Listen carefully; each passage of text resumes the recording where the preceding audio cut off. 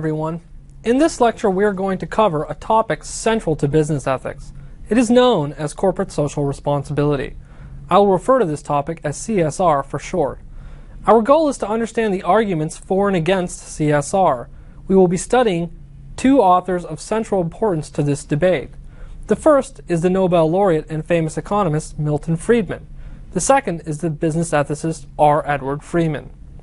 Here is how I will proceed. I will begin by defining CSR and presenting Friedman's arguments against CSR. I will then move on to Freeman's arguments for CSR. Along the way, I will be presenting some criticisms of both sets of arguments. I will close by considering whether the two views, under a certain assumption, really are different, and how we might separate them from a moral point of view. The key question that brings about the debate concerning social responsibility is the following. What moral obligations do corporations have? One immediate answer that can be given is that corporations do not have obligations at all. One could simply argue that corporations are not the kinds of things that have obligations. Individuals have obligations, but corporations are groups, and as such, they don't have obligations. Although this answer is tempting to some, it sidesteps the issue we are concerned with, so we can eliminate it from the list of answers we will pursue. The answer that Friedman pursues is that the obligation of a corporation, more specifically, the obligation of its corporate executives, is to maximize profit for the stockholders of the corporation. I will call the position Friedman defends the stockholder conception. The obligation of a corporation is to maximize profits in any way that they can, so long as the strategy they employ is legal and consistent with local customs. Beyond obeying the law and local customs in the pursuit of maximizing profits, neither a corporation as a whole nor a corporate executive on the corporate board is to act toward any other end. The stockholder view is a pretty strong position. Why would anyone hold this position, and what arguments can be offered in favor of it? The first argument Friedman offers rests on a distinction between acting as a principal and acting as an agent.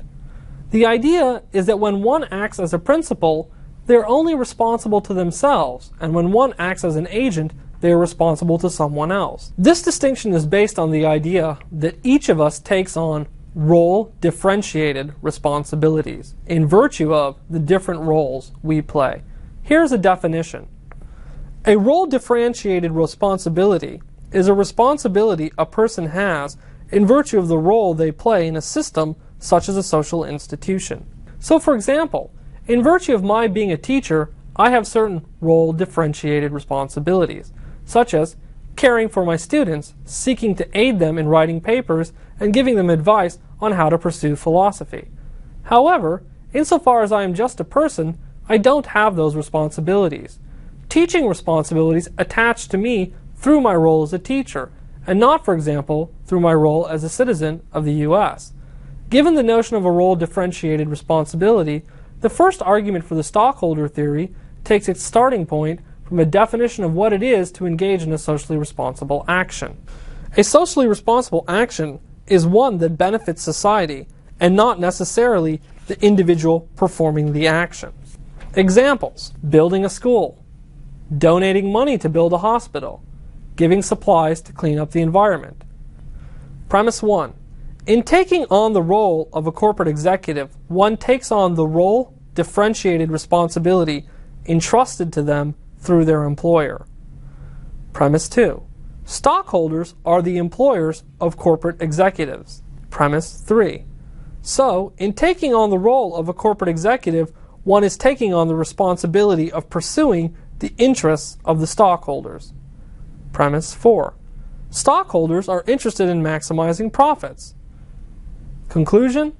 So corporate executives are obligated to pursue the maximization of profits.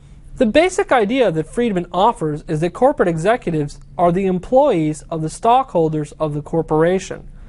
As a consequence, they have a fiduciary responsibility to do what the stockholders desire. He then assumes that what stockholders generally desire is the maximization of profit. However, there is a secondary idea that Friedman draws upon. The idea is based on categorizing what a corporate executive would be doing if they were to take money allocated to them by the stockholders and use them for the purpose of pursuing some socially desirable end. The idea is that if a corporate executive were to take some money and use it not to pursue the maximization of profit for the stockholders, but rather use it to pursue some socially desirable end, they would be engaging in a form of taxation without representation.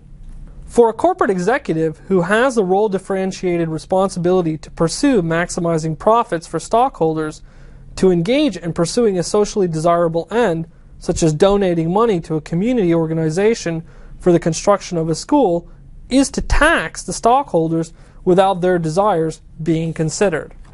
It is this idea that Friedman finds so problematic, largely because taxation without representation is so undemocratic. A background scenario that is useful for drawing out the issue is the following. Suppose Johnny works for Nike Corporation. One day, he is allocated a large sum of money by upper management. This money is allocated to him for the purposes of advertising one of Nike's shoes. However, he decides to take some of the funds and donate it to a local environmental protection organization to help them remove cigarette butts from the beach. According to Friedman, Johnny's action is wrong in at least two ways. It is a violation of Johnny's responsibility to pursue profits for the stockholders, and it is a use of corporate funds for a socially desirable end that is independent of the consultation of those that gave the funds. There is yet another way to drive out the kind of problem that Friedman has about corporate social responsibility. The idea is based on a background principle that Friedman holds about the nature of social institutions in a society. The principle is called the doctrine of proper institutional functioning. Here is the definition. The doctrine of proper institutional functioning states that each institution in a well-regulated society has a proper function, and insofar as the institution strays from its proper function, the institution acts in an unjustified manner, especially when the institution adopts the function of another institution. Here are a couple of examples of what Friedman is getting at. What would happen if hospitals started arresting people? What if schools started teaching organized religion? Suppose that corporations started invading foreign countries. In each of these cases, there is an intuitive grip on what has gone wrong. Hospitals are charged with the function of taking care of the health of the citizens of a society. Schools are charged with the function of educating citizens, and not of indoctrinating them. And corporations are charged with the task of engaging in business, not in providing military support for military activities. In addition, we know that this is supported by the idea that the members of these institutions are trained with an expertise in one thing and not the other. Doctors and nurses are trained to be health professionals and not cops. Teachers are trained to teach their relevant subjects and not to be religious leaders.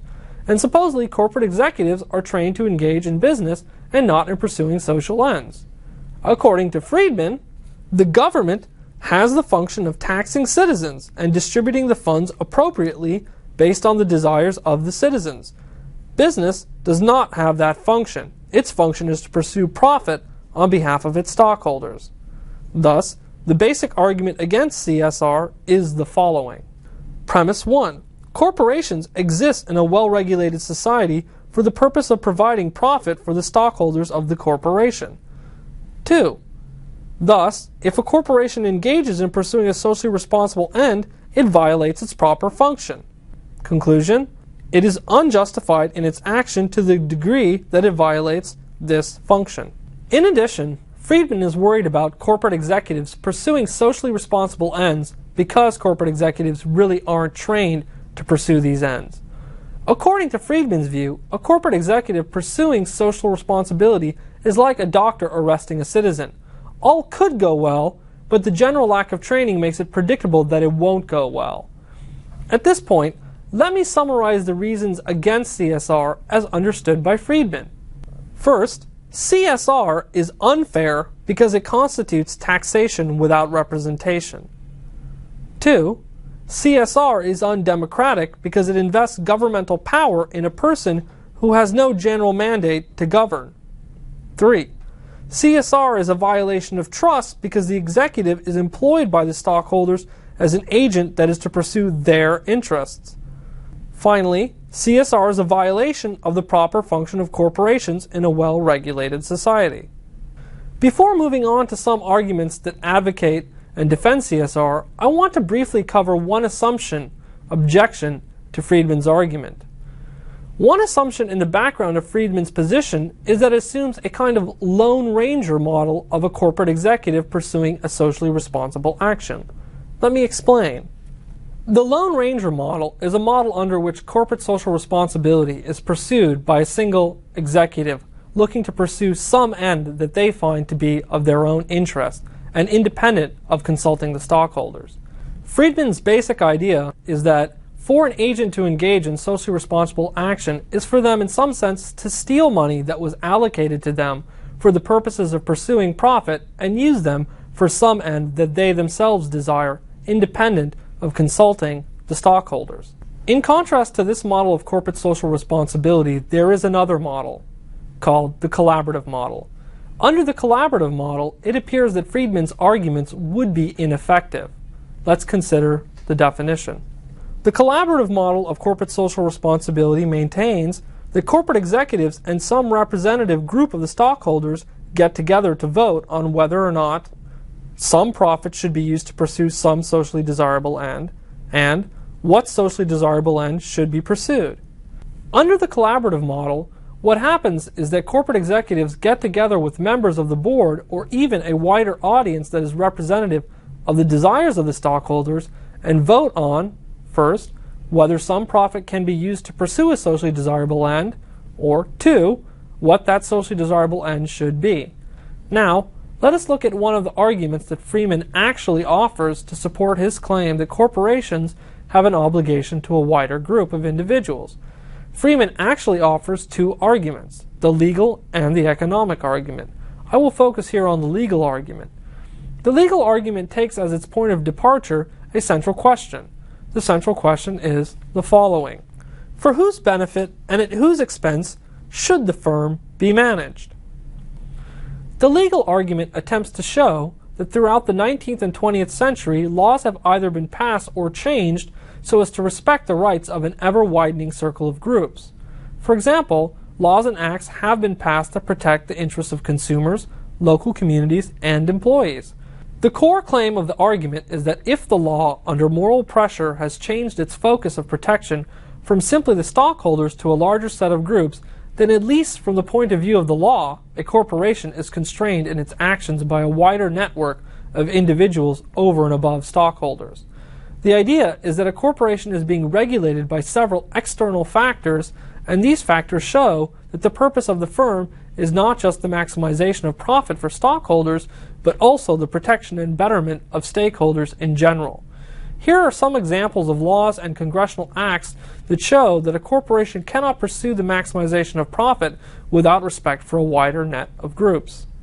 Child Labor Protection Act, Clean Air Act, Clean Water Act, Consumer Protection Laws, Employee Protection Laws, Equal Pay Act, Civil Rights Act, Age Discrimination in Employment Act. Each of these acts or laws shows that a corporation must protect a certain public interest, such as interest in protecting the environment, actual and potential employees, and consumers.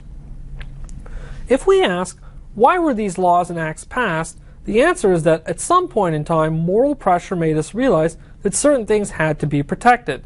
These things are protected in a manner that regulates the ways in which a corporation can pursue the maximization of profit. So the thrust of the legal argument is that the change in laws over time suggests that the corporation is really responsible for a larger group of interests than just the interests of the stockholders. At this point, it will be instructive to bring back Friedman's view to drive out a question. Friedman: the goal of the corporate executive is to maximize profit on the behalf of the stockholders to which he or she has a fiduciary responsibility by taking any means necessary that is legally permissible and consistent with the ethical customs of the community. The critical question I want to raise is the following. If Friedman's view is that the goal of the corporate executive is to maximize profit for the stockholders while obeying the law, then how is his view different from Friedman's once we take into consideration that laws change over time. For example, at one point in time there was no Clean Water Act, and so corporations could pursue profit maximization without regard to the environment. However, once the Clean Water Act was passed, corporations could not pursue profit maximization without respect for the environment. So if part of the role of the government and legislative processes is to pass laws that regulate what corporations can do, then we might ask what separates Friedman's position from Freeman's observation that laws change over time to regulate how corporations can pursue profit, and they have changed in a way that respects the rights of a wider group of individuals. Another way of stating this point is that Friedman never claims that it is permissible to break the law in pursuing profit maximization. Rather, he explicitly holds that one cannot break the law or the ethical customs of the local society. As a consequence, wouldn't Friedman simply accept the observation made by Freeman? The answer is that although Friedman could accept Freeman's observation, they still disagree about what the function of a corporation is in a well-regulated society. While Friedman holds that the purpose of the corporation is to pursue profit solely for the interest of the stockholders, Freeman holds that the purpose of the corporation is to maximize and adjudicate the competing interests of stakeholders. Stakeholders constitute that group towards which corporations have an obligation. We can get a grip on what is meant by the notion of adjudicating the competing interests of stakeholders by looking at a typical kind of problem that can arise. Consider a corporation like Nike and its consumers, suppliers, employees, and stockholders. Each stakeholder group wants something distinct which may be in potential conflict with what another stakeholder group wants. For example, consumers want lower prices and better products. Stockholders want more profit. Employees want higher wages and more benefits. Under stakeholder theory, the goal of corporate executives and corporations as a whole is to decide at a given point in time how best to pursue the competing interests of the stakeholders. For example, putting certain things aside, the fact that stockholders and owners want higher profits conflicts with the fact that consumers want more profit and employees want higher wages. A corporation's purpose is to determine how best to promote each of these interests over the long term so that the corporation flourishes. So let me sum up briefly what we have looked at on the topic of corporate social responsibility. There are two theories of the corporation, and each specifies a different understanding of the function of a corporation. Friedman's view is stockholder theory. It holds that the purposes of the corporation is to maximize profits for its stockholders. Freeman's view is stakeholder theory. It holds that the purpose of the corporation is to maximize and adjudicate the competing interests of stakeholders. Now that we have a core understanding of the two conceptions of a corporation and what its possible social obligations are under each, I want to look at what happens to the two theories when we make a certain assumption about how to maximize profits. Promoting socially responsible ends leads to profit maximization. A corporation is more likely to maximize profit if it engages in the promotion of socially responsible ends than if it were to pursue profit maximization alone. The assumption we want to explore is what happens if it turns out that the best way for a corporation to make profits is for it to simply take into consideration the interests of consumers, local communities, suppliers, and employees.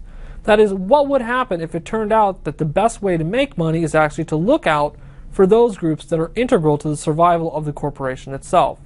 The reason why we want to make this assumption is that it allows us to think about the relation between stockholder and stakeholder theory. And when we look at our central question, what is the obligation of a corporation, we need to take into consideration both of these theories. Once again, stockholder theory states that the best thing for a corporation to do, and its obligation, is to simply pursue profits for its stockholders. Stakeholder theory says, by contrast, that the corporate executives have a wider obligation to a larger net of people.